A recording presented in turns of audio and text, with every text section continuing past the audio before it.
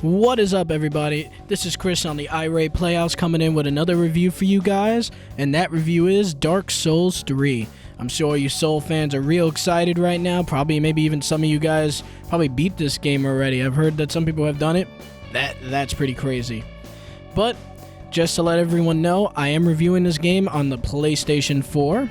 And I've got to say, the presentation in this game, the environments looked great.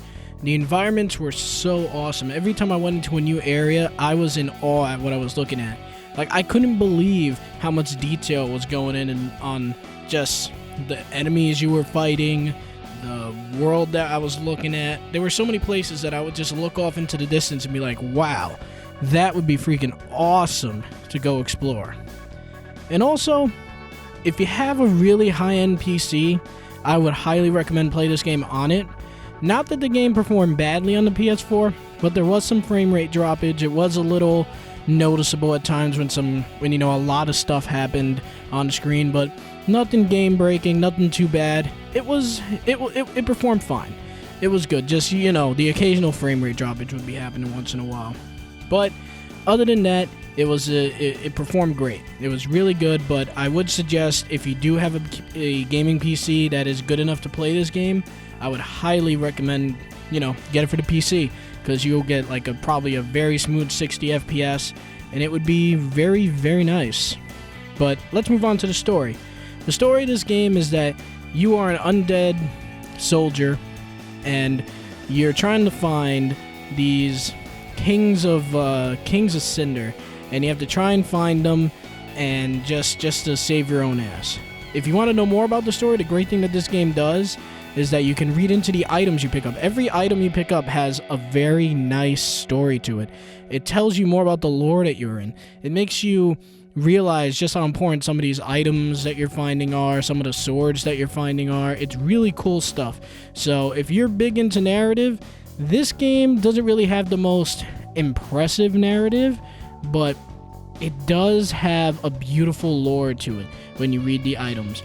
But typically, the Souls games are more about gameplay and just brutality, and that's exactly what this game does right. This game is brutal. It will push you to your limits in a way that you have never, ever thought possible. I'm a guy who went in and I loved Bloodborne. Bloodborne was pretty badass. I thought that was a fun game, and the greatest thing about it was that it was a combination of fun and challenge. But with this one, guys, if you're a hardcore Souls fan, you will be satisfied. This game will kick you down when you think you're about to make it. Nope, an enemy will just destroy you. You could have fought him 100 times, and you can still die by that enemy that you fought 100 times, because the game wants you to constantly be on edge, and that is fantastic. That is the way you do a Souls game. A lot of people complain that Dark Souls 2 was a little bit easier than the rest, and don't worry, guys, you will not be disappointed. Definitely not disappointed in this. Another thing I want to point out is that the combat in this is so smooth. Like, the way you're sitting there and you're dodging enemies, it works really well.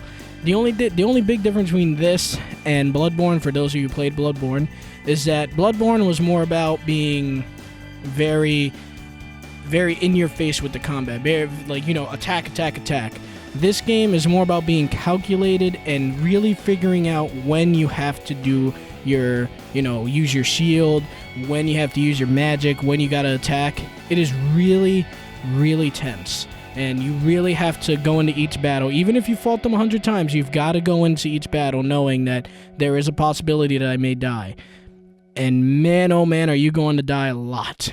But the beautiful payoff is that no matter how much you die, when you succeed against the boss battles in this game, when you beat a boss, you get this overwhelming feeling of, holy crap, I did it. I made it through this boss battle, and that's the greatest gift that this game can offer. Yes, it will kick you while you're down, but when you succeed, you will feel good. That feeling of beating that boss you died like 3 or 4 times to, and you finally take him down, man, you're gonna love that feeling. It is amazing, and this game does a great job at it. But in the end, I gotta say, this game sets out to do and make it sets out to make a very challenging and a very intense game. And that's what the Souls creators are really good at. And in my opinion, they pulled it off in beautiful colors with this game. This game challenges you. This game takes you to beautiful, beautiful environments that you will just get breathtakingly just amazing. They are beautiful. And every boss battle you fight is different, unique. They have different patterns you gotta know. It is awesome.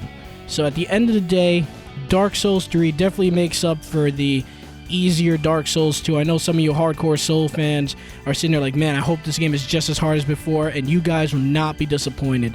This game sets out to make you really try hard and really succeed, and when you do, man, you're gonna love it. And that's why Dark Souls 3 gets an A from me on the PS4. Thank you guys. I hope you enjoyed the video. Have a great day.